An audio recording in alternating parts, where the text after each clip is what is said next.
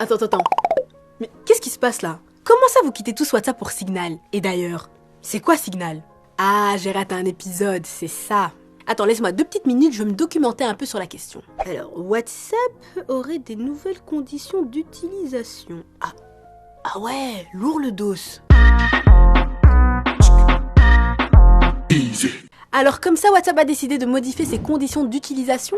Si tu as vu ce message s'afficher en ouvrant ton appli, tu t'es certainement demandé ce que cela voulait dire concrètement. Pour faire simple, ces nouvelles conditions permettent à WhatsApp de partager avec Facebook davantage de données personnelles te concernant. À savoir ton nom complet, ton numéro de téléphone ou encore ton adresse IP pour te géolocaliser. Non, je te rassure tout de suite, tes messages, eux, restent chiffrés, Dieu merci, ils nous ont au moins laissé ça. Faut savoir un truc, c'est que jusqu'à présent, t'avais encore le choix de partager ou non tes données. Mais maintenant, si tu refuses avant le 8 février, eh bien tu verras ton compte complètement suspendu. Bah allez, ils ont fait un petit geste les cocos. Si tu changes d'avis, eh ben, tu récupères tout. Consentement? Ouais. Et derrière cette affaire, une histoire de fric, pour pas changer. Et ouais, Facebook veut monétiser la plateforme. Avec ces nouvelles conditions, il va permettre aux entreprises de contacter leurs clients via WhatsApp et d'y vendre directement leurs produits, comme c'est déjà le cas en Inde. Après, ce qui est bien, c'est qu'en Europe, on est protégé par le Règlement général sur la protection des données. Il encadre la collecte des données et interdit la réutilisation commerciale.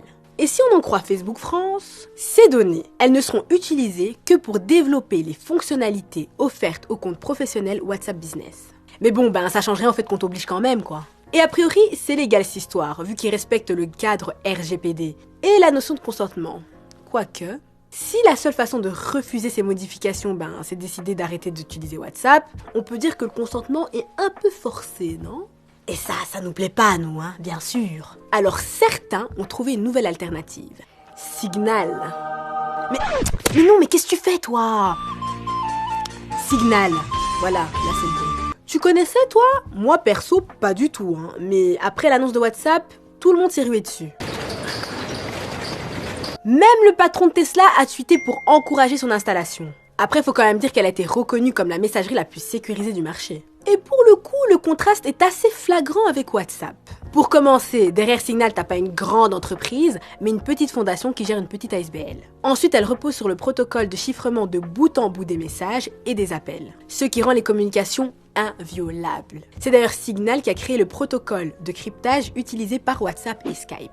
Puis ce qui pèse aussi dans la balance, c'est qu'elle se distingue par une captation de données personnelles quasi nulle. En fait, cette appli, tout ce qu'elle te demande, c'est ton numéro de téléphone et un accès à tes contacts pour pouvoir fonctionner. Puis une fois que t'es inscrit, tu peux envoyer des messages, passer des appels à deux, en groupe, bref, toutes les fonctionnalités normales d'une messagerie. À la différence que là, la sécurité est quand même bien renforcée.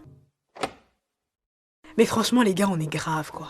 Pourquoi tout d'un coup on est indigné, outré, alors qu'on a un compte Facebook et Instagram depuis des années, qui eux collectent nos données depuis toujours? Alors ouais, on sait que WhatsApp c'était la planque vu que eux ils étaient loin de tout ça à la base. Mais c'est le système mon gars. Qui te dit pas que dans quelques années, Signal aussi va nous carotte? Puis le problème dans cette société là, c'est qu'on se réveille toujours trop tard. Parce que Signal ou pas, nos données, ils les ont déjà. Au moment où je te parle là, Facebook les vend à je ne sais combien de marques. La vérité, c'est qu'on vit dans un paradoxe. On crie vouloir le respect de notre vie privée et de nos données, mais à côté de ça, on est tous sur les réseaux sociaux. Rien qu'avec ça, dis-toi qu'on sait déjà où je suis. Le truc, c'est qu'il faut être conscient de ce que ça implique de s'inscrire sur un réseau social. Quelles sont ses conditions et voir si ça vaut la peine d'en privilégier un plus qu'un autre. Qui lui aussi finira peut-être par te proposer des règles qui ne te conviennent pas. Ou bien faut-il tout simplement disparaître des réseaux sociaux? Alors, toi, qu'est-ce que t'en penses de tout ça? WhatsApp, tu gardes ou tu quittes? Réponds-moi dans les commentaires et en attendant de te lire, prends soin de toi la famille. T'as kiffé cette vidéo, Je sais que t'as kiffé. Alors like, abonne-toi, partage, on balance du lourd sur Tarmac.